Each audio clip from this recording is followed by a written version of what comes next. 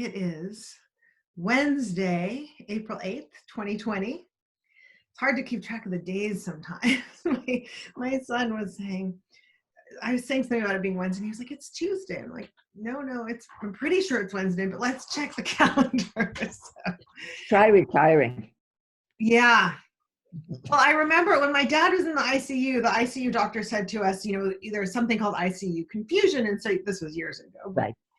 And they said, just tell him today is Tuesday. And we looked at her and we said, it's Wednesday. And she, of course, had ICU confusion as well. Right. Hi, everybody. Crazy times. Yay, Jennifer's officially enrolled. Yes, we are launching spring. There's Cheryl. Let's see if she'll join the, oh yeah. Hi, Cheryl. Oh, she's connecting still.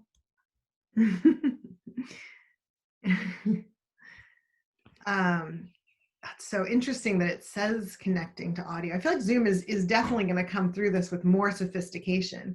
Cheryl, your name says Angie. I think it's because she's, I'll tell you all how to do this. So if you go into scroll the mouse over your little square, there are 3 dots in the corner next to where it says mute, like in where your face, right where your face is. If you scroll up with your mouse, it says mute and then 3 dots. So if you click on the 3 dots, it'll drop down a menu and you scroll down almost to the bottom, the second to last one, and it says rename. I just learned this with coronavirus. You click rename. In fact, it looks like I can do it for you. And then it renames you.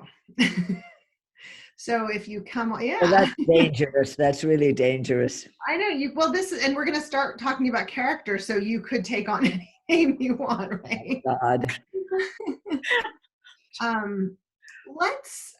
So like I said, so we have 13 people in the class, and at least 2 or 3 people wrote me and let me know they couldn't do one more Zoom meeting today. So, so I don't know. I think there'll still be a few more people showing up. Maybe not, maybe 1. Anyway, let's do this part aloud, which is just, we'll just go through the line, which is sort of alphabetical, not really, but anyway, and just say your name, even though it might be there accurately, but it's it's helpful to be oral and get the pronunciations and all of that. I know Aline is forever getting different pronunciations, and where in the physical world you are. So we'll just do that quick, just intro check-in, and then we're going to do another thing in the chat. But Aline, do you want to start? Sure. I'm Aline Souls, and I live in Danville, California. The most helpful thing about your name was learning that it was the feminine of Alan. That's right. It's Gaelic. So that's, it's like Aline. Yeah. You can go up to Loch Aline in Scotland if you want. There you go.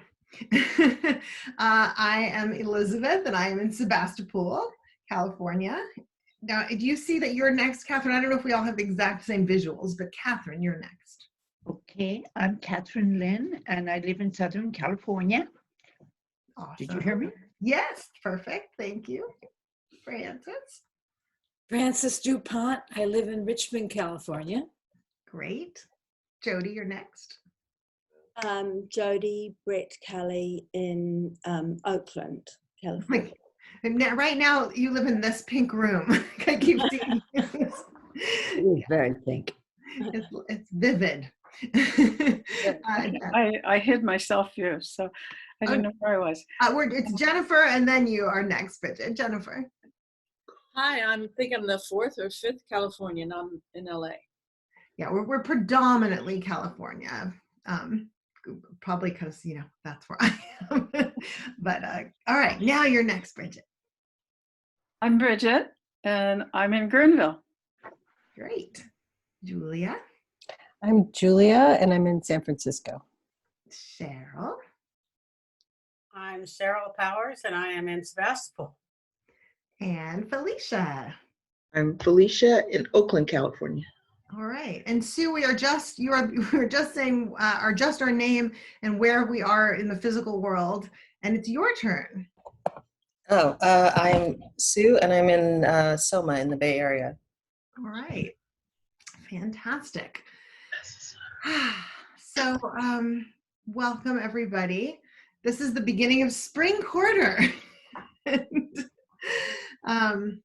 so I'm super happy to see you all. Angie and I were just doing the podcast and recording our podcast that's supposed to come out yesterday because, turns out we're not less busy than before, just because the kids don't ever leave the house.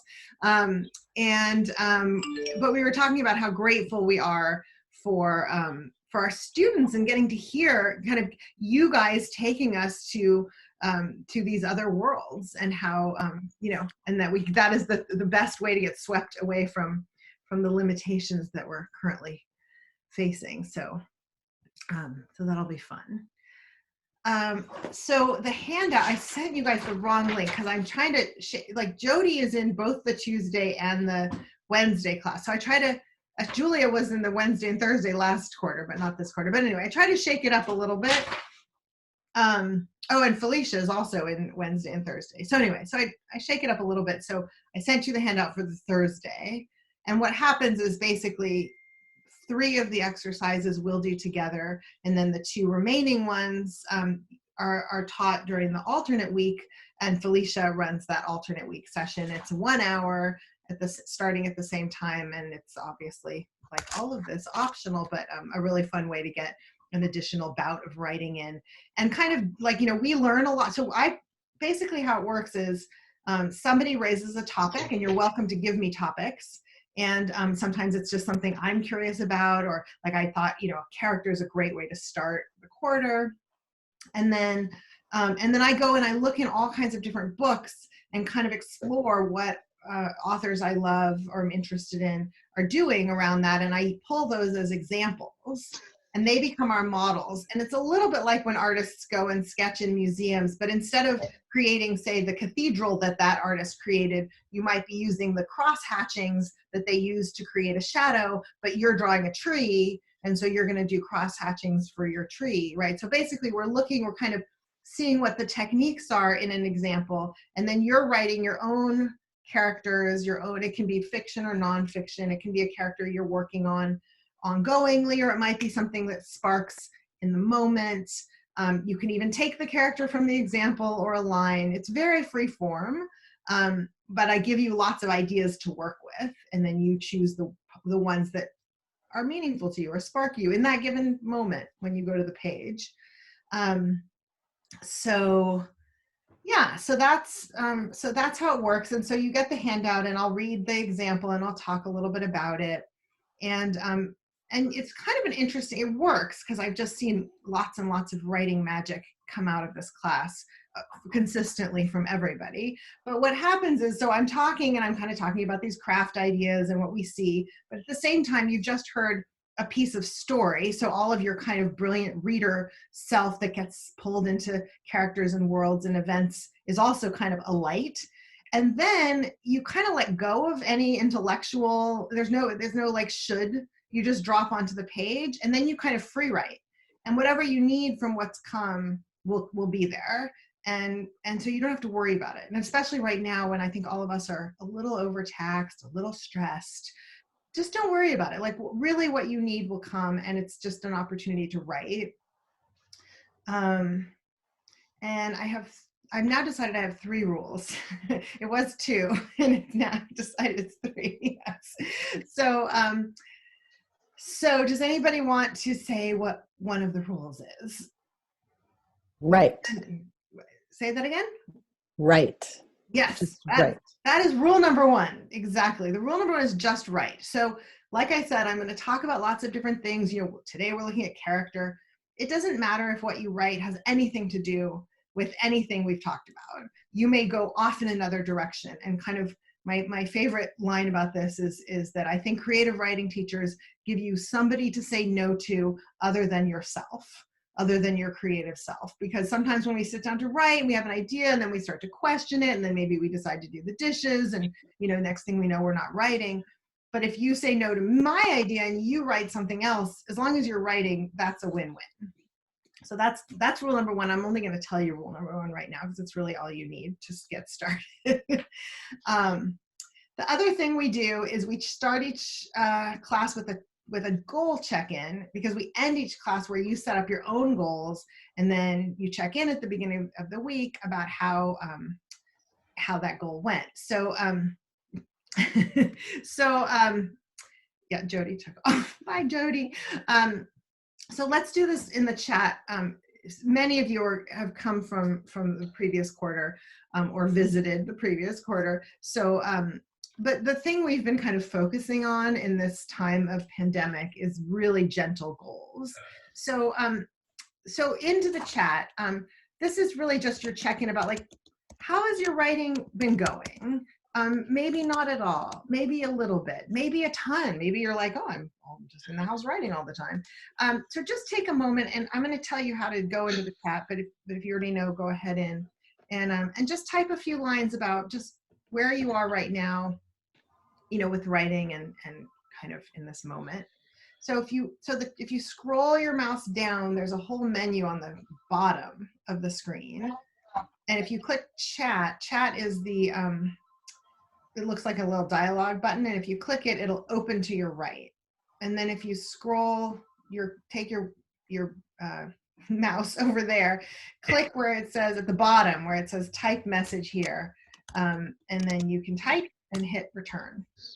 All right, I'm now going to mute everybody for sound quality. There we go. We see some models coming in.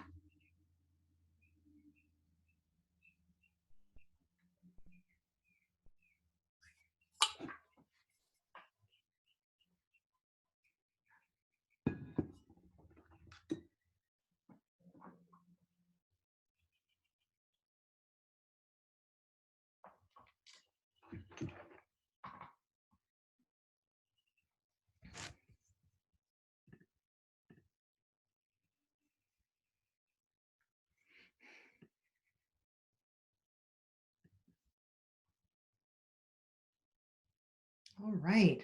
Frances, this has been really productive for you, I have to say, right? She says, I'm on the last scene of the last chapter of my second draft. Yay! From shitty first draft to okay second draft. Yes! Onward to number 3. Perfect, perfect. Aline says, I'm doing fine, finally settling down into a routine and writing. It's a relief. Yeah. Julia, maybe definitely not writing much, except some notes here and there on my phone when I wake up in the middle of the night. What a wonderful way to turn those difficult hours into something a little more creative. Totally. That's fabulous. Jennifer said, didn't set a goal last time, but I've done a few short writing pieces this week. Great. But haven't found my routine in CV land yet. Yeah. And you know, it may not be a routine. It may be like this day it turns out like this, and this other day turns out another way. And yeah, but good. Cheryl says, I'm so grateful I have this view. Yes, you do have a spectacular view. And it's kind of all about what can we see from here. Sue says, derailed by, what was some stomach virus. There's something that I can't read that's in Russian. And but I am so sorry to hear that. Are you feeling better? I am, yeah. I was derailed last weekend by the stomach virus. Yeah. I'm glad you're feeling better. Bridget says, too many scenes in my head at once. Need to focus on where to pick up the linear strand of the stories. Yeah, and again, you know, when the abundance is working for you, swim in it. And when you need a linear, like throw a dart and grab holes, right? Good. Catherine says, my writing this week, it has been quite interrupted, but I did manage 2 750-word pieces. Fantastic. Oh, there we go. There's Sue's revised version. Hoping to be up and running this Saturday. Post all paid work. Yes, good. Good. Felicia says, I write something every day, notes, a line, an observation. I have a novel to edit, a few short stories to organize into real stories. Yeah, beautiful. Okay, well, let's read a little bit of a story. um, I'm going to just start by reading this piece. It's from Trust Exercise, which was the novel that won the National Book Award last year. And Karen Karen's the point of view character in this part of this novel. And Sarah was her best friend in high school. She hasn't seen her for a very long time, like since right after high school. But Sarah has written a book, a novel about high school, and kind of morphed the reality into her novel. And Karen has sort of is sort of lurking in the back, spying on her at this reading. Then Sarah came to the lectern. A curtain of hair fell in her face also. Her hair was smooth and dark, like an expensive piece of furniture. In high school, Karen and Sarah had done everything to their hair they could think of except take care of it. They had bleached it, shaved it, permed it, dyed it, as girls do when vandalizing themselves seems the best way of proving their bodies are theirs. Sarah seemed to have learned that expensive self-care also proved that her body was hers. Every inch of her surface was polished. It couldn't be an accident that her side-parted hair was just slightly too short to remain anchored out of her face every time her right hand, in a demure little movement, tucked it behind her right ear. She tucked, and it fell out, eclipsing her face. She tucked, it fell out. Karen wondered if this tick was as conspicuous to the people inside who could hear Sarah reading, or if the sound of her voice made the gesture less noticeable. I think it's such a sort of a pointed observation of this character. And she's a little angry at her for the writing, so you can sort of see that it's not the most generous observation. But so one of the things I think would be really fun to play with when we go to writing in a few minutes is this idea of just, a character the narrator hasn't seen in a while, or the point of view character hasn't seen in a while. What's it like to observe someone you haven't seen in decades, perhaps, or years? And so there's always that kind of haunting of that version of that person you knew, and then who they are now, and the kind of differences between them, which I think gives us a very vivid sense of a character, right? Who they were and who they at least seem to be now. So I think that's kind of a fun thing to play with, that you might want to kind of play around with. And then just some of the techniques that are used. So this kind of this action or gesture of like the hair falling and tucking it, the hair. So what is an action or gesture of the character that kind of captures something about them, or reminds the narrator of, that them as a younger person. I think, that comparison, and it's so funny because everybody's talking about hair right now. My friend said about 2 weeks ago, we're about 4 weeks from knowing everybody's real hair color. So now we're like 2 weeks. Anyway, it's fun that it happened to me about hair. And then, so there's action as part of giving us character description. Her hair was smooth and dark like an expensive piece of furniture. That's a metaphor, right? So kind of these things give us character. We see the character, we see the visual details of the character, we see the actions of the character, we see the judgment of the other character. We see who the character used to be and who they are now.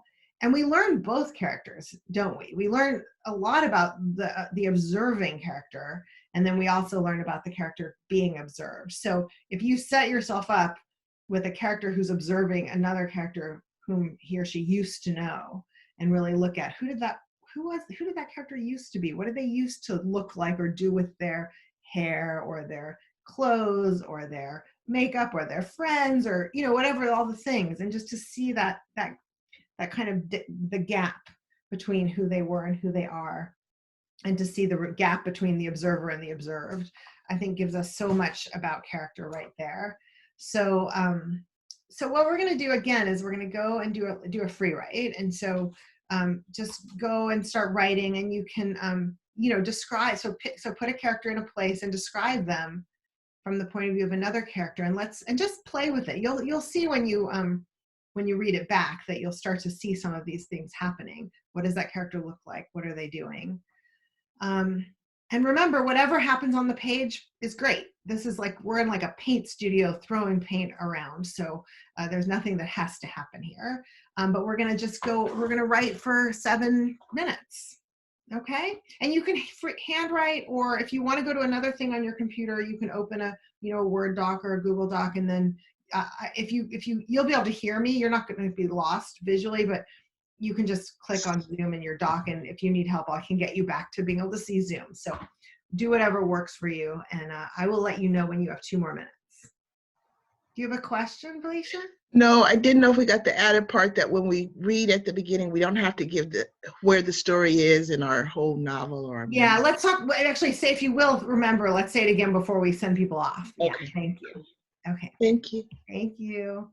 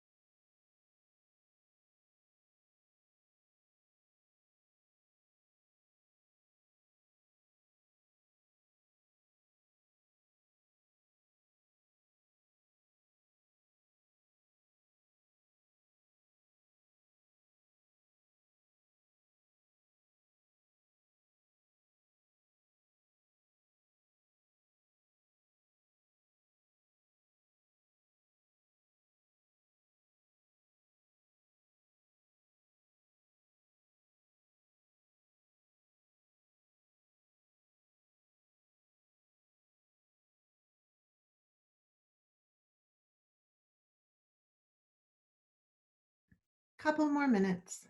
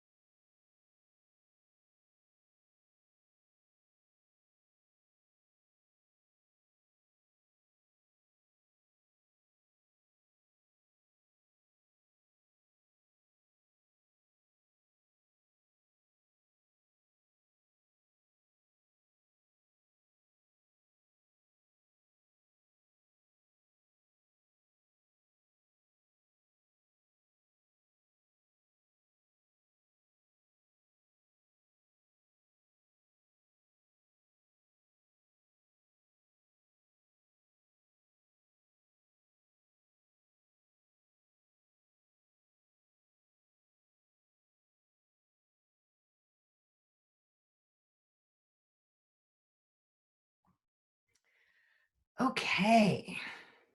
So you're probably in the middle, or you've made a little start, or whatever it is. It's all great because all you had to do was move your hand on the page a bit. So you did it.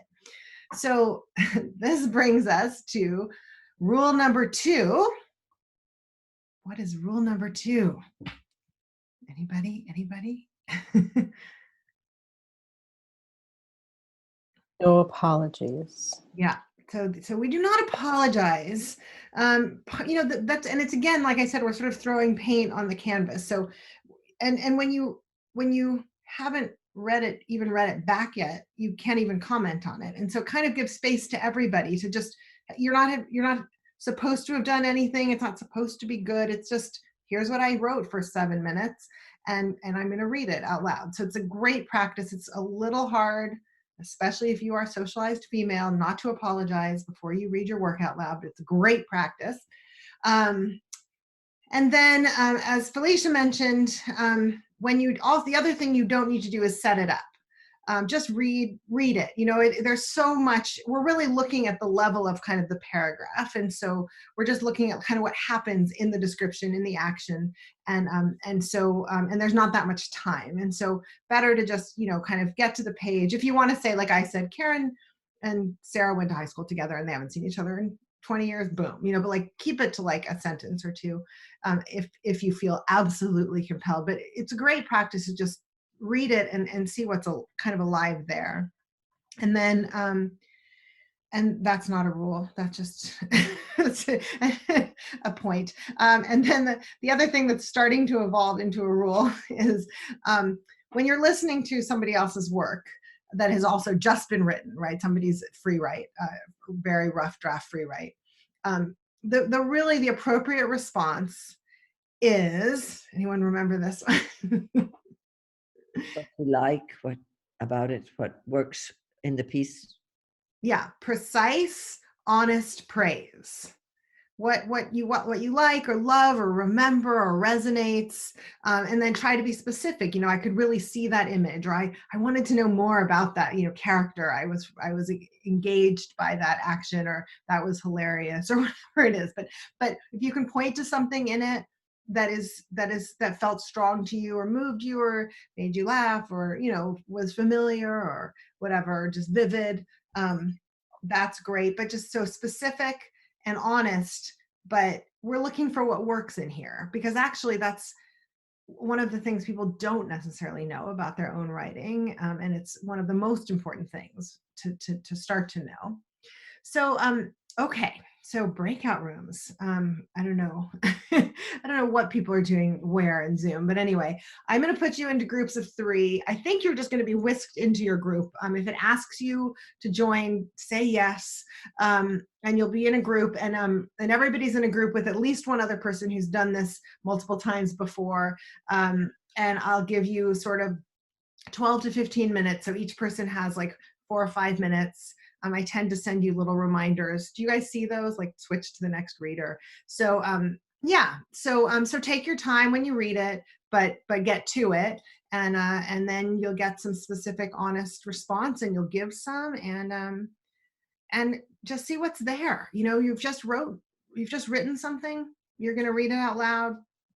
That's it. It's just, my favorite thing, which many of you have heard, but Natalie Goldberg, Guru of Free Writing, says free writing is like reaching down to touch your toes, and reading it out loud is like rolling back up again. So take it easy, stretch, enjoy, and that's it. All right, you are going to go into your room, and then I'll bring you all back. So here we go.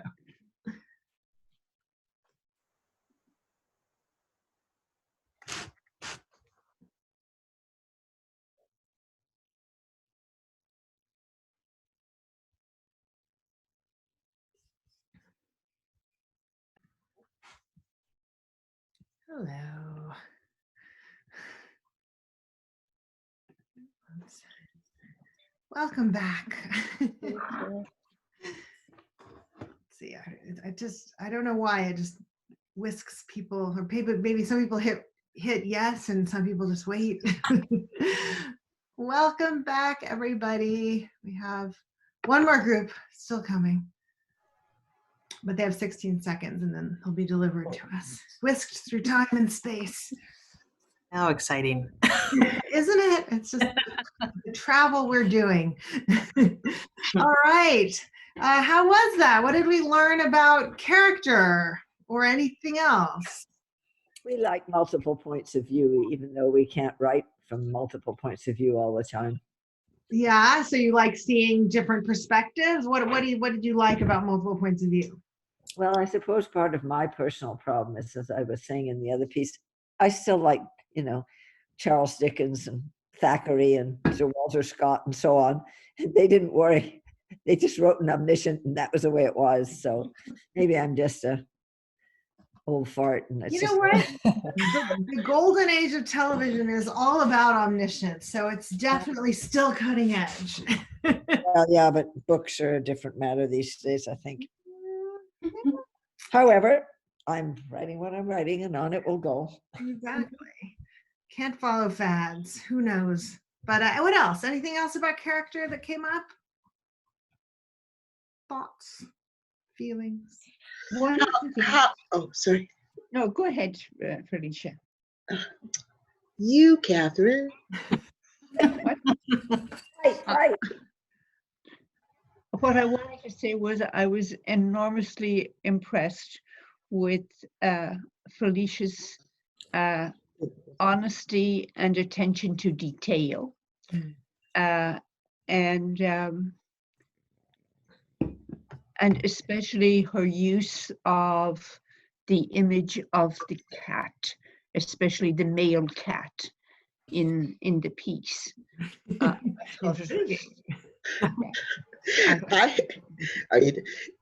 I was giving you the floor, but because that wasn't the reason.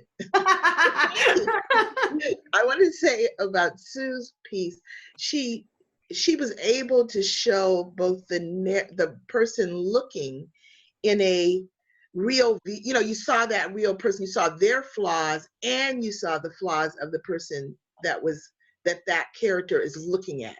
Right.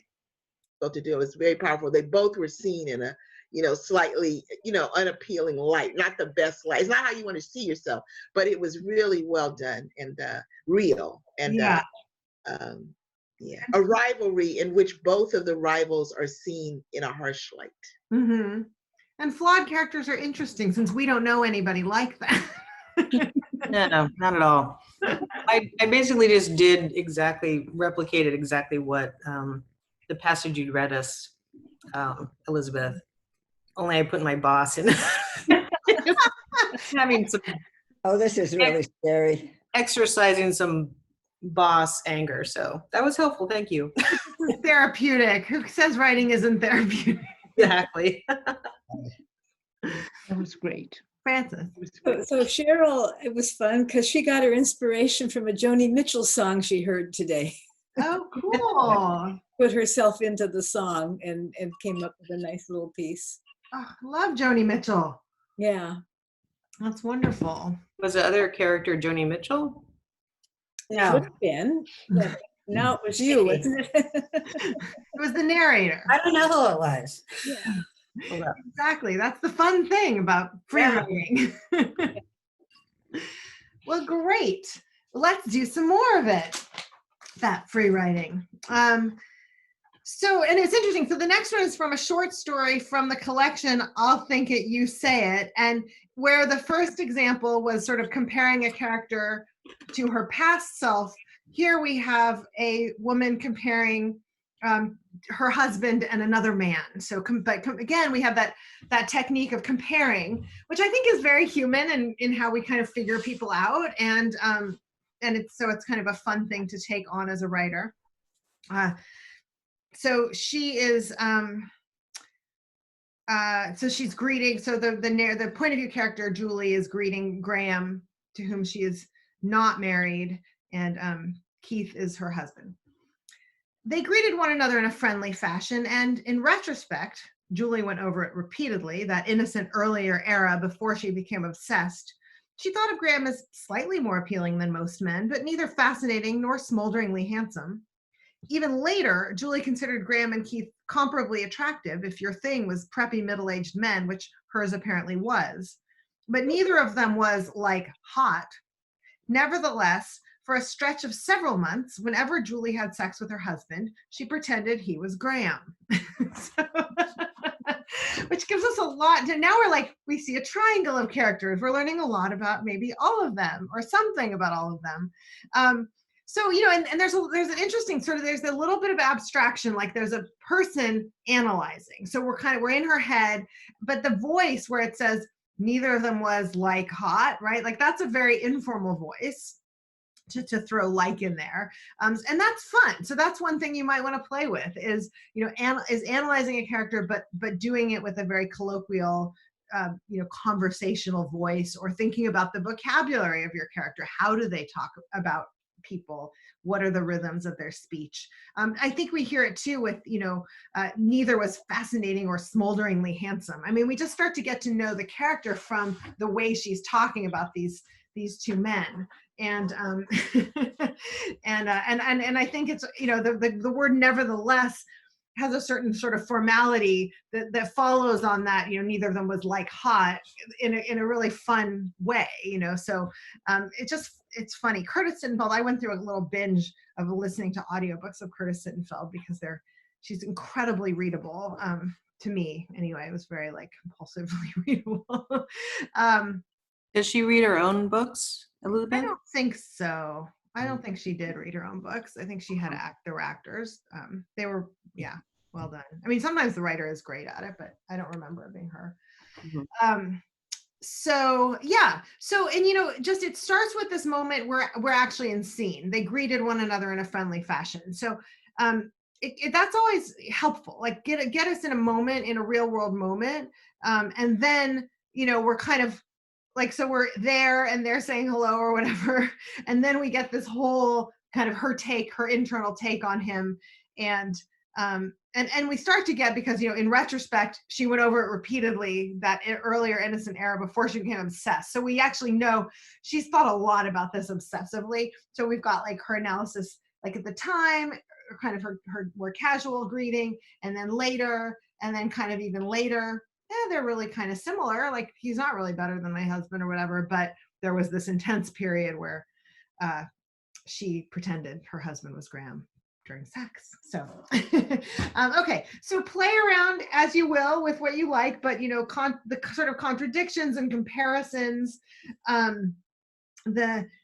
she has this reaction to him. It's not, we're never given much of, like, we don't really see anything about him that's better than her husband, right? So we're never, it's just sort of, but yet this is what happened. So the unexpected reaction, and because we're given that image and that action, it's sort of unforgettable and vivid, even without kind of Graham having taken precedence in our own hearts and minds. So so just play around with like how a character compares two characters, maybe is drawn to one, maybe maybe even play around with like when there's no reason for something, right? But like, yet it is there, yet it is true. Lots of fun things to play with. So see what happens when you go to the page, jump, start a scene, maybe two people greeting each other, and what else is there. Okay. Let's do another, like, we'll do sort of 9 minutes. Creep up here. 9.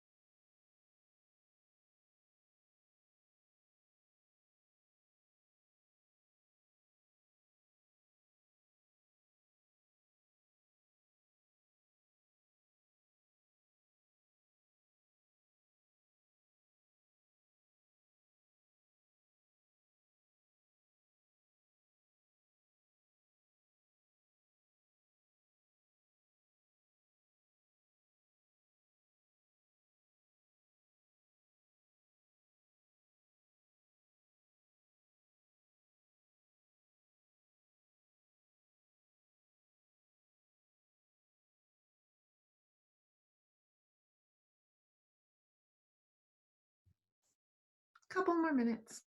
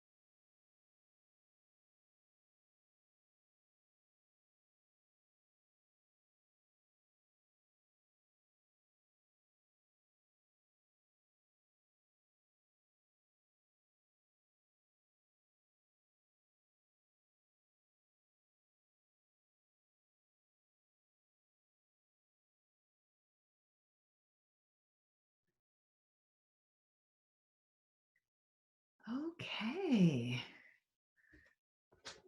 Let's hear some of these. So yeah, same thing. No apologies. Just curiosity. What happened in this round? So who would like to share? You can raise your hand if your camera's on. You can raise your hand. You can also raise your hand in the if you click on participants, I think, right? You can raise your hand. I don't know. Where is raise your hand? All right. Well, we'll just go with Alleen's visual. Thank you, Alleen. I'm fine with that. My main character is Reva. She was back, not all the way, but back. Small things came first. The gauge of the IV tube, the sound of a nurse walking through the ward, the creak of a bed as someone turned over, the smell of a bedpan. The sun slanted on the metal tray where her meal was set, the meal that was too much trouble to eat. A nurse would coax her, slip a spoon into her mouth. Oatmeal in the morning, mashed potato at night. One day a volunteer came by, a lady old enough to be her mother, but very different in every way. Where her mother had been petite and dark-haired, this woman was big-boned, with her hair scrunched back in a bun. Where her mother had been always fashionable, even at home, this woman looked as if she'd reached in her closet and pulled out the nearest item without looking. She wore black lace-up shoes with one sock green, the other blue, but she smiled, and Reva smiled back, glad for a friendly face.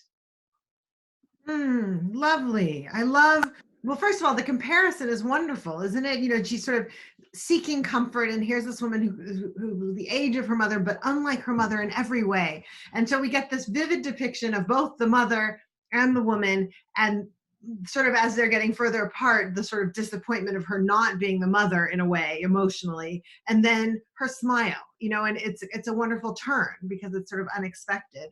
I love the way you use sounds too, and the vivid description of the foods. I mean, you bring us right into that hospital setting. And I like the, you know, the idea of she's back, not all the way back, but back, right? That kind of beginning to be back. is a lovely opening to that passage. So beautiful. Thank you. Nice. And again, the comparison gives us so much, and not just of the two characters compared, but it's again the character observing, right? We get a lot of her through that lens. Yeah. All right, let's hear another one. Who did something different? All right, Sue. Will you unmute, please? It's doing its thing.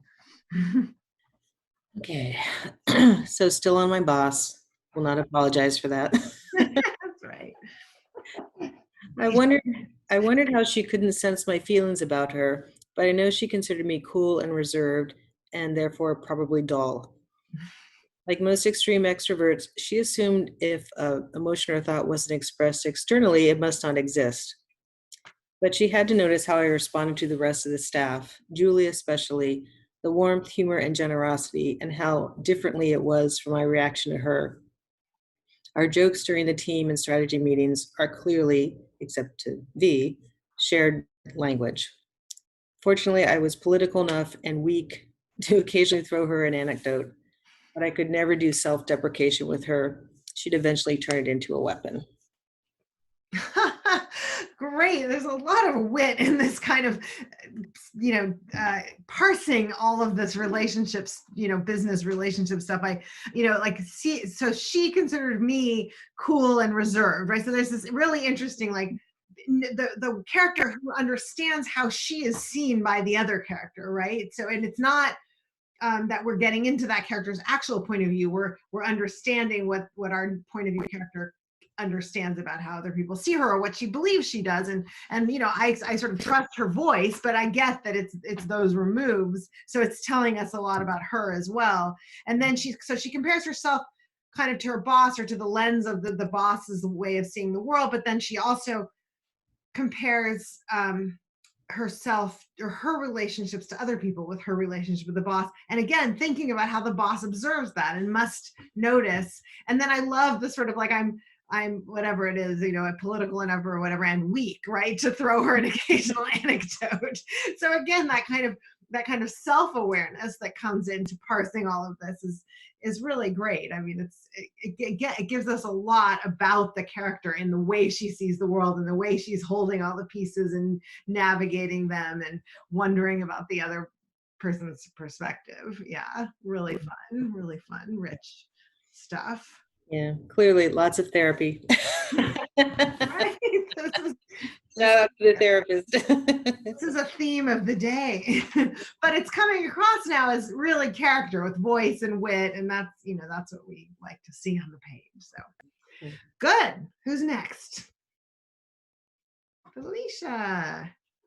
Oops, will you unmute? For some reason, it's not letting me today. Oh, right.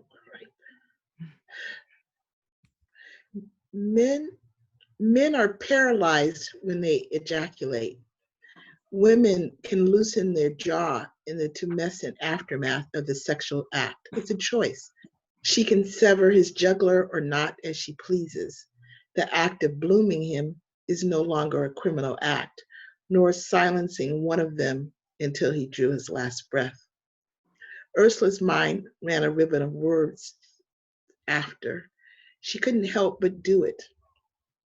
The blooding parameters were, for all intents and purposes, a catechism, gift of biological evolution that had tilted the power to the female body of the species in 6081. Men were, I want to add something that I want. Men were taught to recite it as soon after birth as they gained speech. Hours old in some cases, another evolutionary blessing, this one bestowed on all genders, identifiable or not. The gift of speech was not to be taken for granted. The Holy Book noted it was the only skill that separated them, male and female, from other mammals. She felt a pang of regret. That was new, familiar to any gardener who has to watch others consume her harvest. Why had Liam, was that his name, had he said? Why had Liam forgotten that in the act of creating others in their likeness, there was no reason to say, I love you? None at all. Wait, what was the verb? Why had Liam done what? Why had Liam, was that his name? Had he said? And then keep going. What Why had Liam forgotten? forgotten? Yeah. Okay. I was just like, what was the verb there? Why had he, yeah, forgotten. Good. Okay.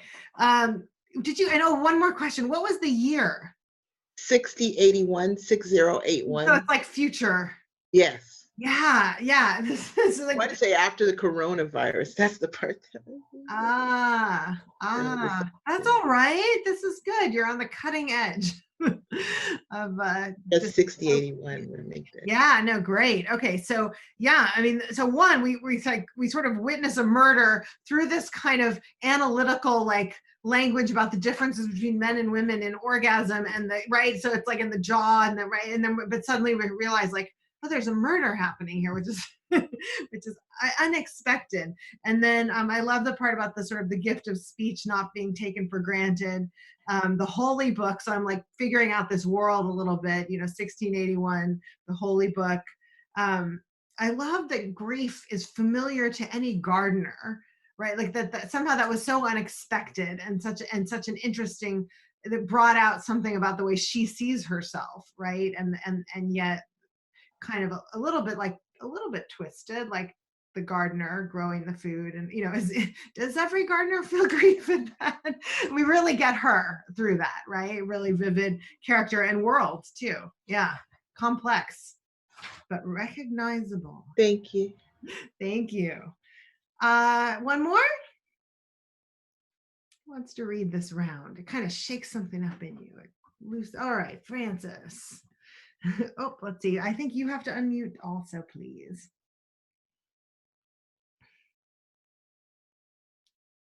Thank you. Okay.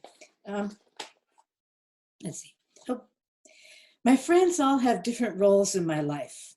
They're all different. I keep them apart. They never make a good combination. Strangely, I have introduced them all to my sister, and we've all three managed to be compatible, have fun, even have a separate friendship that doesn't require my mediation. But I cannot bring any two of my friends together. It is like bringing the positive ends of two magnets together. It doesn't work. They play different roles in my life. Each has a peculiarity that requires accommodation. Vivian would bore Elena with the historic facts that I find interesting. Betty couldn't stand the way that Diane just starts talking about herself without acknowledging her audience. Charmin would appall Vivian with her need to blame her disappointing career on everyone but herself. Elena is a nervous, overactive Earth mother who would make Ingrid nervous. Ingrid found the dark colors of Betty's house in artwork deeply disturbing. I love it. Oh my gosh. First of all, I want to say, like, as this whole setup was being described, I so wanted to see these characters. So I was really happy when you went there, because it was, it was like a really funny setup. Like, they all have different roles. They can't be compatible, any two of them, with each other, but they all were able to be friends with the sister, even separately, right? So it's a really interesting, complex setup. And so then I didn't want it to just stay abstract. I like getting that, but then each of them is so quirky and specific and peculiar. And I love that it's like each other one wouldn't like this or wouldn't like that. And they all come to life quite wonderfully, right? By what they wouldn't like and what they embody. Yeah, that's great. Thank you. Great piece. All right. I forgot to mention this, but this is only the beginning. I mean, not of this class, but of this course. So in the chat, people will often put notes to the person reading out loud. So I comment, blah, blah, blah, blah, blah. You hear a lot of my voice, but wonderful comments also go in the chat.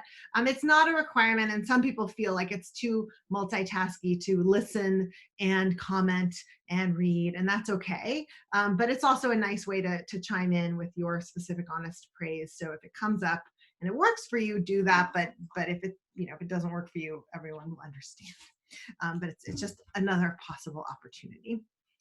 Okay, so let's go to the last one that we're going to do today on this handout. And as you'll see, there are two more that will be tackled in next week's 1 hour alternate week session. with Felicia. But we're on, I left off the number, but we're on number 3, which is From Girl, Woman, Other by Bernardine Evaristo. It just won the Man Booker last year, shared with Margaret Atwood. They decided we can't pick between these 2 books, so we're giving it to them both.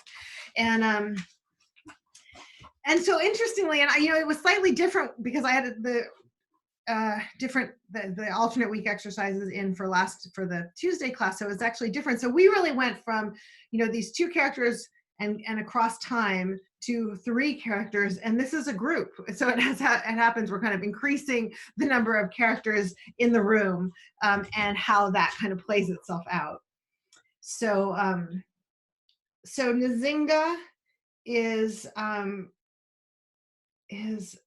a new lovers with Dominique. Dominique is a British woman. Nzinga's American. Dominique's a British woman, and Amma's her best friend. And so Nzinga's meeting the group of friends, Dominique's group of friends, and they're meeting her for the first time. So there's all that evaluation of like, okay, this is our friend's new love interest, and who is she, and is she good enough, and will we like her? Will she like us? And you'll see that their reaction to her changes because of her regal personality, and they want something from her. So that's also interesting to throw into the mix here. What do the characters want, right? That really makes a character vivid. What do they want? Nzinga really did look spectacular. Oh, I should say this also. This book is written in like free verse. It's not rhyming, but there's not a lot of punctuation. It's line breaks, anyway, I did it via electronic book, so the line breaks don't even show up here. So there's little punctuation, and you don't even get the line breaks, but you'll get it. Nzinga really did look spectacular when she walked in the door of Amma's room in Freedomia. She was at least 6 foot tall, with ornamented dreadlocks, large wooden Akuaba fertility doll earrings, red trousers, a cream embroidered kaftan, and strappy Roman sandals. She was somewhat older than them, yet somehow appeared ageless. Amma noted how the force of her presence had the effect of diminishing everyone else's. Before she arrived, her guests wanted to like Nzinga because they liked Dominique. Now she was here, they wanted to impress her. Amma wanted Nzinga to prove herself worthy of Dominique's love. So all those character dynamics, which I think we're seeing a lot in your writings as well. But so I love this line. Before she arrived, her guests wanted to like Nzinga because they liked Dominique, right? So that was their initial desire. Then she comes in, and now she was here. They wanted to impress her. So she changed the dynamic by being this kind of regal presence. Older than them, but ageless. And then Amma, the best friend, has a specific thing. She wants Nzinga to prove herself worthy of Dominique's love. So the stakes kind of go up because they want things from each other. And then of course that's going to be part of why it's important that they observe carefully, right? What are the details they're going to notice as they're evaluating, do I like her? Who is she? Do I impress her, right? Who am I in this?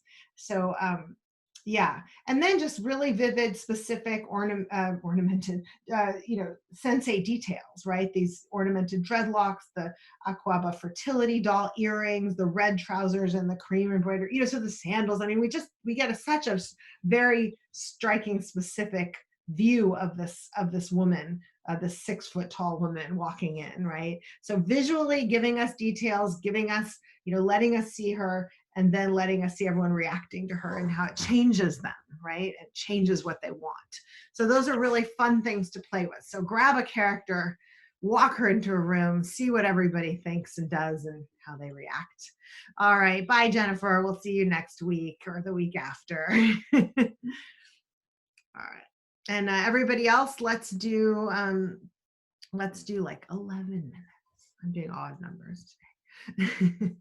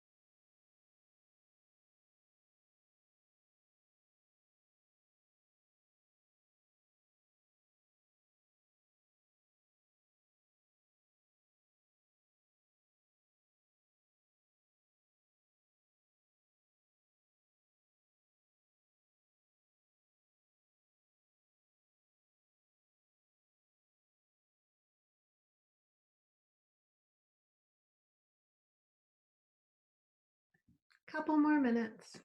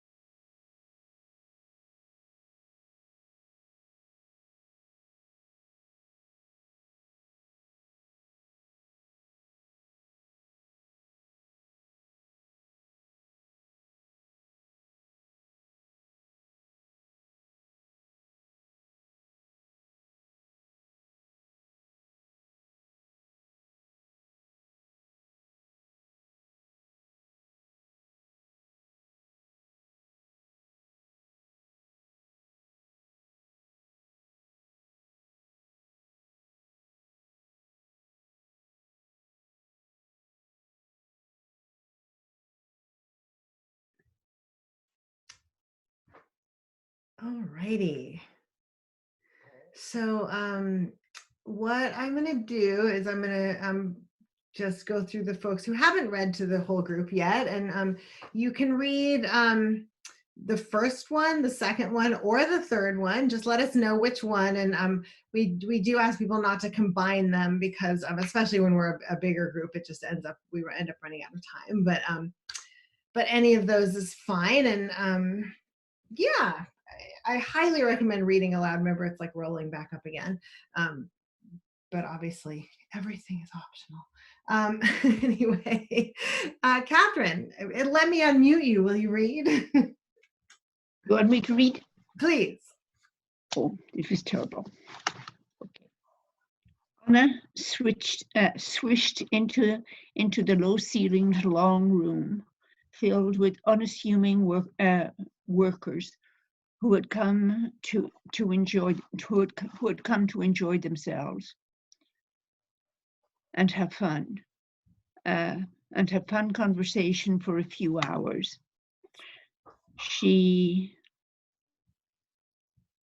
I've difficulty seeing right now. Ah. Okay, so may I? Absolutely. And if you wave me down if you figure something out that helps, okay? Okay, thank you. All right. I already loved it. I was like, a party. I want to be there. I want to be in a long, low ceiling room filled with people. All right. Okay. Absolutely. All right. Bridget. All right. The teacher rushed into the classroom a bit late. It was her first day teaching on this campus, and she'd had trouble finding the building on the other side of campus. Sorry, I didn't. No, you don't. She was out of breath. The students looked at their new teacher as she started for the formal podium on the small stage in the front of the classroom. They realized her dilemma. The tiny woman could not see over the lectern built for a 6-foot-tall professor. What would she do? She dropped her notes on the stage. She walked in front of it, then started walking up and down the rows of desk chairs.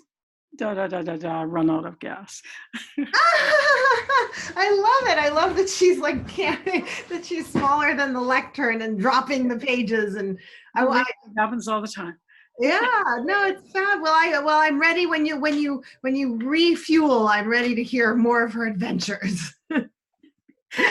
It's like this is another thing about character, right? So you have a character facing an obstacle, and however they handle it gives us so much character, right? Yeah, it's wonderful. And I love the dropping of the papers too. Just, yeah, good, wonderful. Okay, Cheryl. Okay.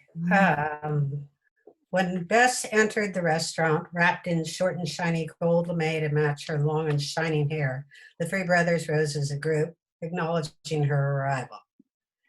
Ed remained standing, reaching for Bess's hand, the yellow diamond ring weighing dangerously on her third finger. George and Richard shared a quick and sidelong glance, Malice dressed as a smile, and sat down. George's fingers flexed repeatedly on the knees of his Armani suit. Richard simply looked at his napkin as though it had some great revelation to share. Ed kissed Bess, and her sharp little teeth glistened in a feral smile extended equally to George and Richard.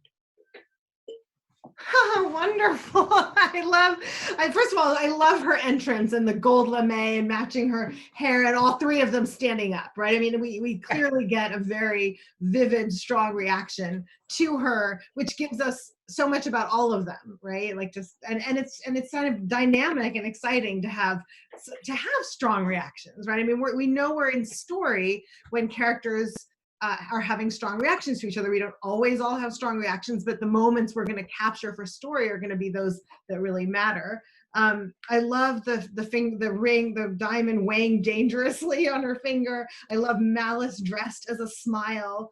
I love the napkin that, he's looking at like it has a secret to reveal. And, each man has a separate, very specific original action that also gives us their character, as well as kind of building up the questions about what's going on here.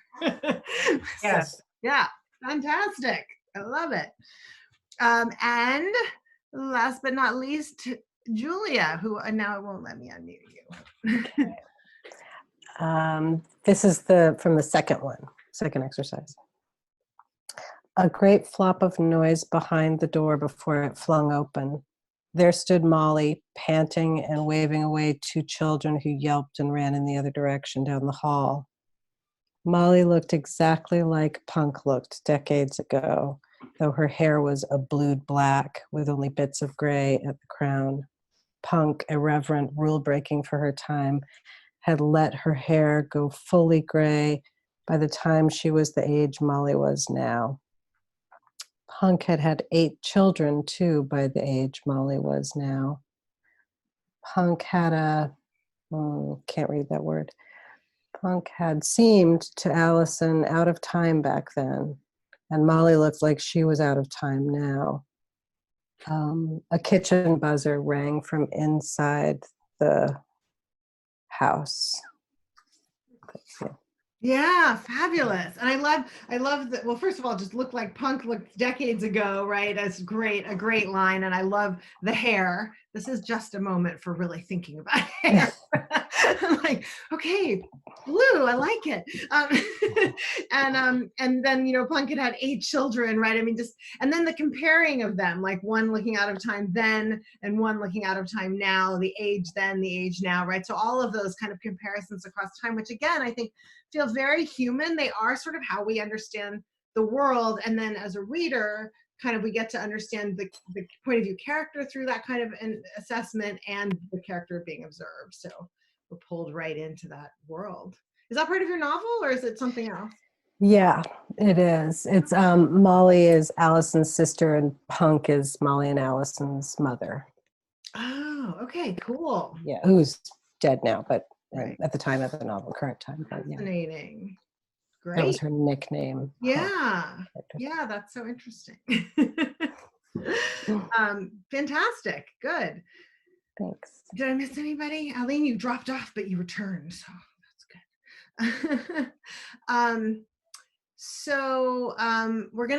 We set goals as our final thing, but I just wanted to say, one, thank you all for coming, and a bunch of people who didn't come. They will receive the video whether they want more screen time or not. It's up to them. You could just listen to it, really. And let me know if you have topics you want to, that you struggle with or you're curious about, or you're, that seem like an obstacle or an area of interest, anything, just shoot me an email. And yeah. And then, so basically we set goals Felicia will be here for an hour next week, and then we regroup with, who do we lose this time? So much shuffling. And then we meet in 2 weeks with me. So you can set a goal for a week or for 2 weeks, and we're just kind of going for gentle goals. I mean, you don't have to. If having a rigorous goal is going to help you, then that's great. But just whatever is going to get you through. And normally, when we're not in the middle of a pandemic, the goal setting practice is about kind of, and I think it's a modified form of this anyway, but about figuring out what inspires you, what sustains you, what sparks you. So what feels easy enough that you'll just try it on a day, on a given day, whatever that is. How do you support your goals so that they feel good? Maybe it's meeting probably virtually with somebody, or like texting someone to let them know you're doing it. But again, right now it might be like seeing if there's a window where it works, or trying it for a little while, or we've had people do 1 sentence a day. Some people, anyway, so whatever works for you, that's the idea. All right, Aline is working hard to finish the UK portion of her novel and send Riva off to Germany. How cruel, how cruel.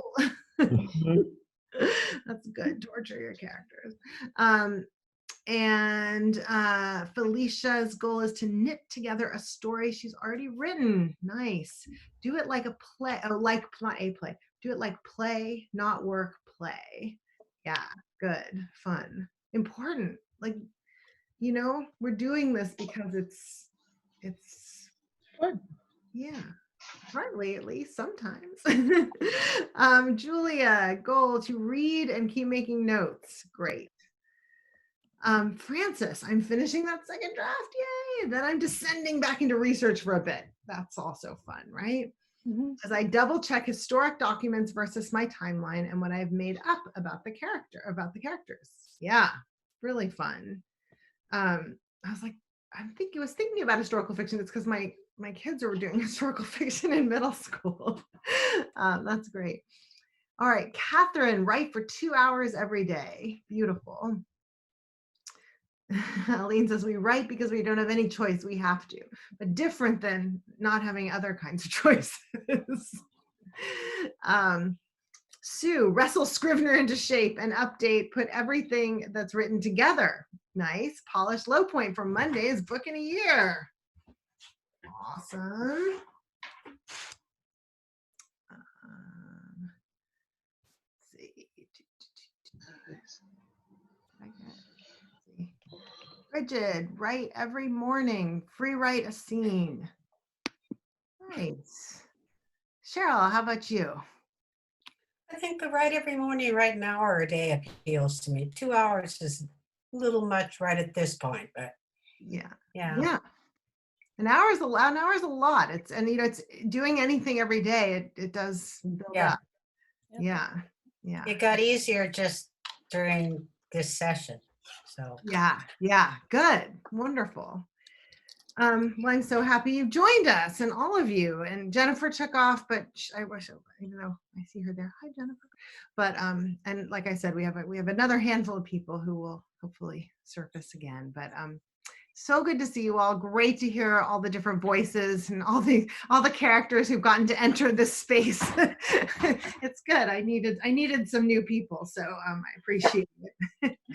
And and I'll send off the video, and next week I'll send the new handout. And like I said, email me if you have thoughts. And the thought might just be, here's something I don't understand, or I question, or I whatever. So it doesn't have to be a formal topic yet. It might just be a question. Okay? Maybe Elizabeth, writing is catharsis. Yeah. We are in kind of a need of that, I think. Yeah, that's true. That's true. Yeah. All right. I'm gonna. Of course, if you email me, then my brain will be working. Okay. If you think of it, but I'll put it in. I'll put it in there, but I don't know what. But that's a great topic. Yeah. Okay. All right. Thank you, everybody. Have a wonderful night. Thank you, everyone. See you next week. Thank you. It was.